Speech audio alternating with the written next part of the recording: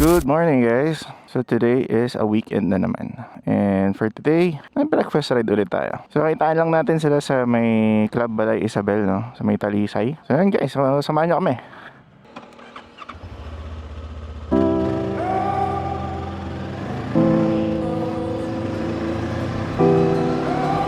For today, mga kasama natin ay si Moto Juicy and si Jonathan, yung nakasama natin last time na naka Z900.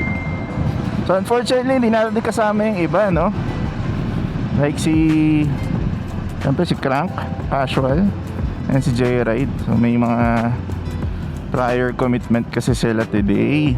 So yun lang, sayang naman. Ay nga pala guys, no? Bukas na yung daan dito sa amin. Kung saan tayo nag-shoot ng intro. So time check natin 6:42. Medyo nagpalit tayo kasi medyo malapit lang naman tayo. And at the same time nag-chat si brother JC, si Moto Juicy, na kagigising lang daw niya 6:07. So usually yung call time namin is 7 to 7:30. Taga Batangas naman yan si brother Moto Juicy. Kaya ng 6:75 na yan. So weather check, medyo cloudy.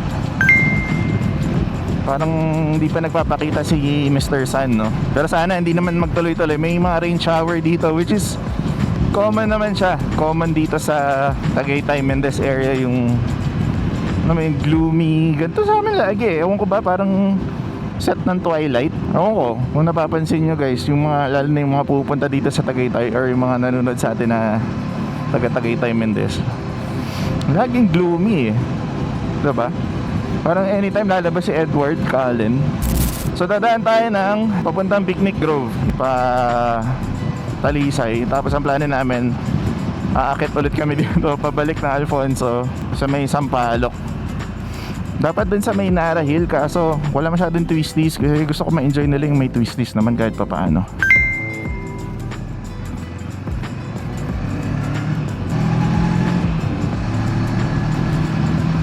And yes, advance Merry Christmas nga pala sa lahat ng mga nanonood sa atin, no? And advance Happy New Year na din. May niluluto kaming ride, and at the same time parang na rin, get together namin ng mga casual coffee rider. So mga gustong sumama, sama kayo. Open naman sa lahat to eh. Lahat kami actually nilook forward namin yun, na magkaroon ng ganong gathering. So technically hindi pa kami masyadong magkakakilala na itong mga to. Mga kapwang content creator lang din natin. Nagsisimula, so, sumusubok, diba? Sabay-sabay kami natututo. And yes, sobrang laking bagay ng ganun, na may community. Aguinaldo Highway na.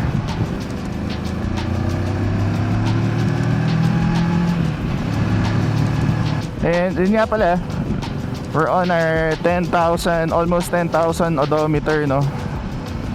For having this bike like almost 8 months.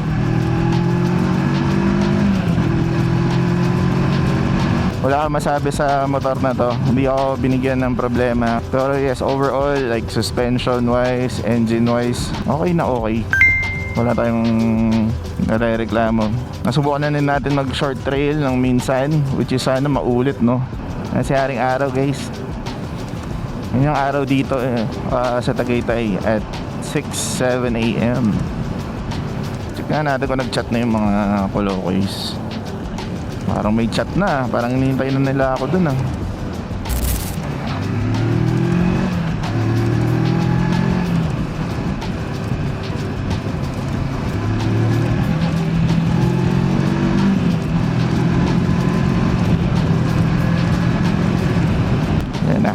Na tayo dito to Talisay, sabi.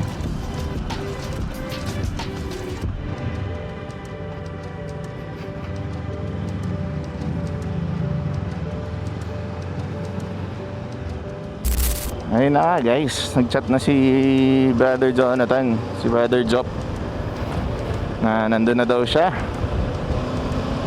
Sabi ko, wait lang. Sarap ng ano dito. Sarap, ganda ng view. Mamaya guys, wait lang, papakita ko sa inyo ha. Yun oh. Yun. The Taal, the beauty of Taal guys. Yun oh. Wow. Natin overtake.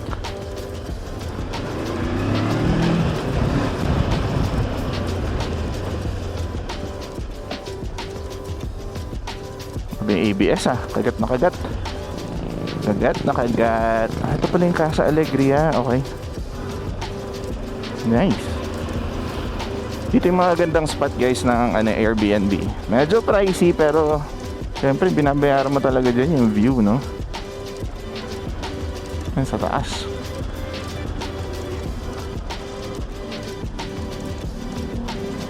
Ito guys, one of the best resto dito by Chef Sao is yung 180 na yan.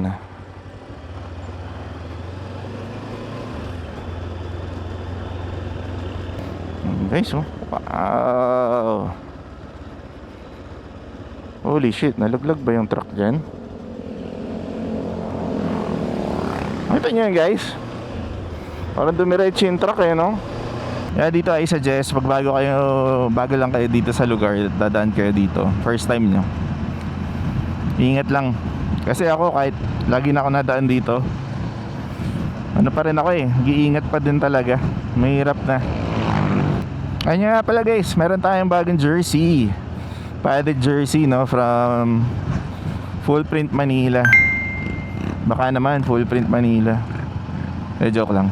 Mas komportable kasi ako ng ganto. Although hindi masyadong protected, pero pang mga short ride lang dito, pwede na.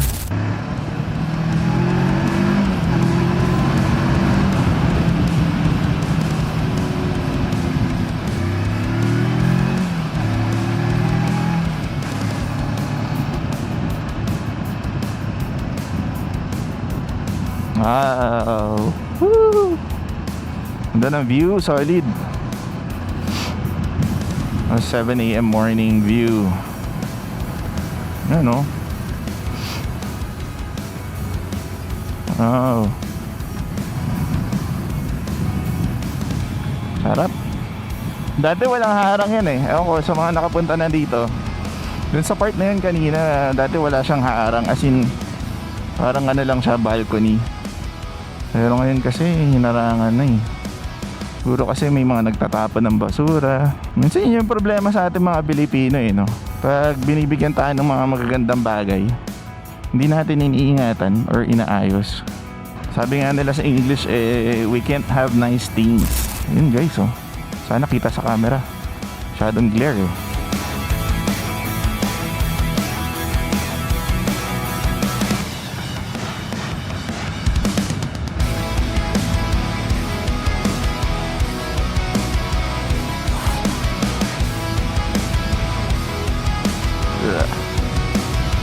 Wow. Woo.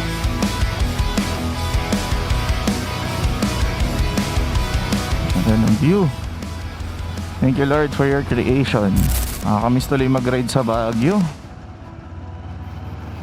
Nga pala, story time guys no. Nakapag-Baguio na ako. Kami ni Commander, gamit lang namin yung scooter namin before, Honda Beat FI version 1 yung gamit namin before. Wait lang guys, ang ganda ng view Sobrang saya ng experience na yon. One of the best sa pagmumotor ko bilang rider. So yun sa pinaka-memorable. So all in all, I think kinuha namin ng 10 hours. Pero sobrang saya. Tapos umakit pa kami wala pa yung highest point dati, yung bagong highest point ngayon, yung lumang highest point. Nakarating kami doon nang wala akong gear, parang naka-pants and shorts lang, t-shirt lang ako. Trip lang, kala ko kasi malapit lang, mga 1 hour lang. Yung pala mga 2 to 3 hours din pala yung biyahe. So gusto namin maulit yun ni Mrs. ni Commander, na sana magawa ulit namin. And this time dala na namin si Kyoto. So dito na tayo sa Balay Isabel. What's up? Ganda ng t-shirt Sep. Ganda ng t-shirt natin ah. Sponsored ah. Ako muna sa the Kanks. Ikaw muna si Kank.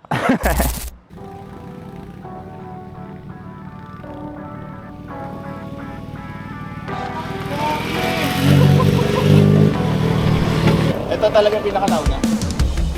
Ito na Ikaw pa ang pinakalauna ha? Ito na ako si Crank. Ako na si Crank. Oo nga. Palit ka muna kay Crank. Oo, sapo na ako. Alright guys, nandito na si MotoGC. Ayan si Job. Gear up na kami.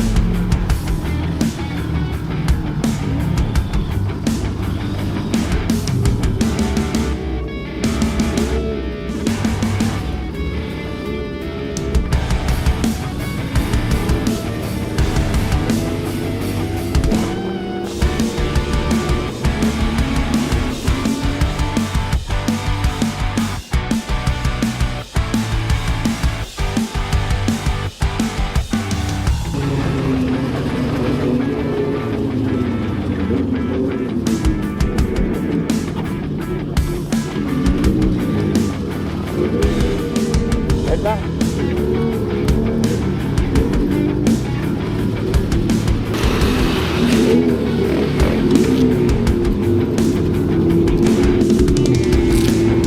Yung strap ko pala hindi nakakabit. Dito na yung food. Bacon and cheese, may chips. Yes, tapos yung signature nila na dulce de leche. Sarap to guys. Sobrang recommended yun. At syempre dito na rin yung food ni Brother Jonathan. Corned beef, breakfast. At burger, Brother Daisy. Yes, kain lang kami.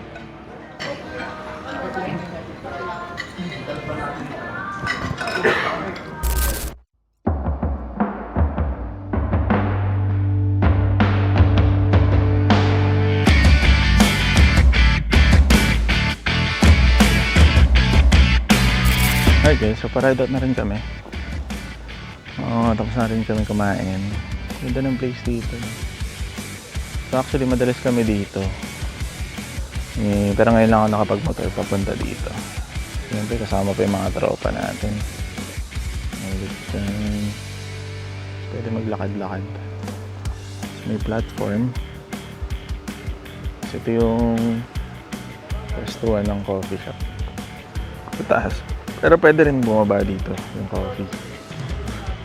Tapos may restaurant yung sa baba. Pwede yung umorder din ng food. Pero dun sa coffee shop may mga sandwiches, pasta. Ayun, naka-decor sila ng Christmas. Ayan, kung makikita nyo. Ang cool dito, recommended ko talaga yung coffee na dulce de leche. Tsaka yung food, yung sandwich egg drop or yung bibingka. Yung sobrang sarap. Kasi yun, al fresco. Doon kami nakaupo.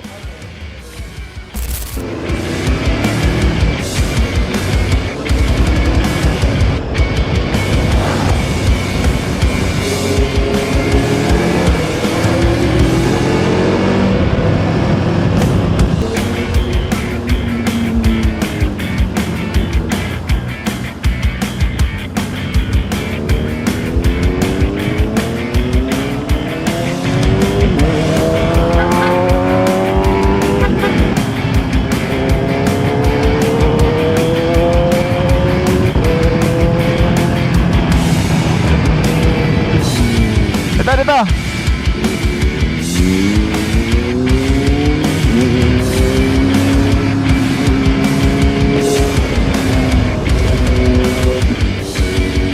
Dito na ako. Diretso ka lang.